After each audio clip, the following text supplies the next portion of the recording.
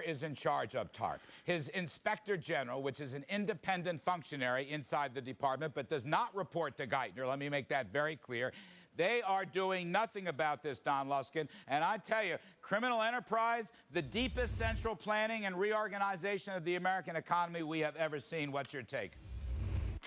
Well, it's the 20 little investigations that Borowski is looking into. Certainly Tim Geithner ought to make at least a better public show of giving a darn. He's got a tin ear in this matter, as seemingly in all others. However, we're not really looking at the true criminal aspect of TARP. It's not just the idea that some inside trader might be exploiting it in some way, or that somebody might be someday potentially laundering money through it. The issue is, when you have $700 billion at stake, it corrupts private actors and it corrupts public actors. Let's have an investigation into who gets TARP money and who doesn't. Do you get TARP money if you can whisper the right formula into the ear of Barney Frank and he gets the attention of the Treasury Department, and you don't get TARP money if you don't know Barney Frank? That ought to be in Borowski's report. It's not. Another thing that ought to be in Borowski's report is, I would like to know, you look at the EESA, the legislation enabling TARP. It says that the Treasury can buy toxic assets from financial institutions. It says that the Treasury can insure toxic assets of financial institutions. It doesn't say that the Treasury can buy perpetual preferred stock. It doesn't say that the Treasury can give money to General Motors and Chrysler. So the whole thing is operating outside the rule of law. And there's no better way to shatter confidence in an economy, and in a government for that matter, than to have the most important thing the government is doing be outside the rule of law. So what do you think of that, Julian Epstein? Besides the criminal investigations, of which many more are going to be on the way, it is going to be a gigantic embarrassment to the White House and the Treasury. Don Luskin is adding some fuel to this fire.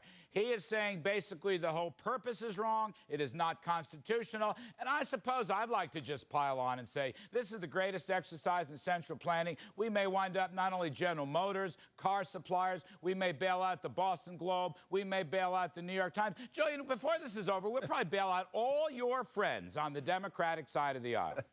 Well, I would say a couple things to that, Larry. I would say, one, the proper controls are in place. The OIG system, the Office of Inspector General, and referring it to the Justice Department is exactly the way the system is supposed to work. That shouldn't be a surprise. Secondly, we are controlling there was far less government intrusion into this process than there was under the Paulson plan in the Bush administration, because, as you know, the government is not actually taking over the toxic assets the way Paulson and President Bush had proposed to. Third, with respect to Mr. Luskin's point, if you read the enabling legislation from Congress gives the Treasury Department pretty broad discretion as to what to do. It does not have to, as a constitutional matter, enumerate all of the various different financial transactions that the Treasury Department is authorized to do.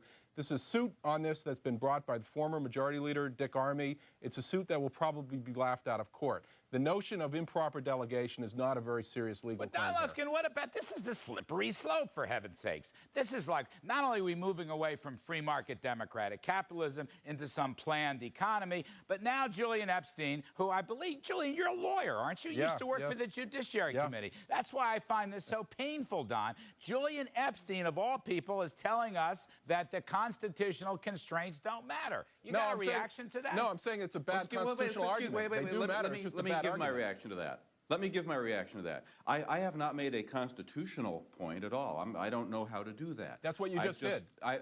Your point you just made was a constitutional point. Improper delegation is a constitutional point. I suppose, excuse me, the point I made was that if you just pull up a copy on the web of the Emergency Economic Stabilization Act, you can see what it is that it enables Treasury to do with this $700 billion. It does not enable Treasury to go out and, say, plant a row of maple trees in Kansas City, Missouri. So presumably if Treasury went out and planted a row of maple trees in Kansas City, Missouri, somebody ought to be asking a question of whether the Treasury is acting properly within the scope of its authority. You are making a constitutional argument. You are saying that Congress improperly properly I'm delegated. making a point about the rule of law. Well, you don't that when understand the the point that you're Congress making then. allocates $700 billion for an agency of government to do Don, A, with due respect, that if I agency can of just tell government you ought as a to matter do of A. law, It ought to do B, it should not do C, it should not do D. Can I just tell you as a matter of law? How can you possibly defend that? Wait a second. You're I don't want to get confused. hung up. I just want to tell him he's confused as a matter of law. I don't He is know that making he's a constitutional Let me just argument, set and this it's a aside bad for a argument. minute. I am confused. The American public is confused because Julian Epstein, you are going to have so many more of these criminal charges of embezzlement and mail fraud and whatever. That is going to happen. I want to ask you, how do you think that's going to affect TARP and its credibility, which is pretty low? Even Democrats are starting to run from TARP now. And I want to ask you the second point. This thing, which started out as a puny $750 billion bailout, is now grown to $3 trillion and rising. It is, in effect, a second budget. The actual budget of the United States is about $3.5 trillion. TARP is a second budget. And you know what it is, Julian? It's a central planning budget. It's a state direction of the economy budget. It's not anymore. It's like we have one budget that has a social safety net, and the second budget is for central planning and socialism, for heaven's sake. My response to me, to that, that's why we should end it, downsize it, extinguish it. My response to that is I think it's an intellectually dishonest argument. I think you have to start with the proposition as to whether or not it was good to have a TARP program or not. No. Had we not had a TARP program, idea. I think the financial industry would have collapsed. I don't think when so. you do have But something Julian, like that, what do you're you going to mean have the a problem TARP of fraud. program? According to you, that program has no definition. It's very well defined in the statute. If you would take a second to read the statute. One at a time. Let Don. The question is whether you have it to begin with, and secondly, do you have the watchdogs in place? Don Luskin, you get the last one. You are unwilling to limit Treasury to any particular set of actions authorized in any particular law. So what do you mean when you say it's a good idea? You obviously have not read the statute. No limits. Don has not read the statute. Over the banking sector. I will just say to you, you have no idea what you're talking about. You have not read the statute. My good friend Julian Epstein, you are the best. You're great. I got to tell you, TARP is swallowing up whole chunks of the economy.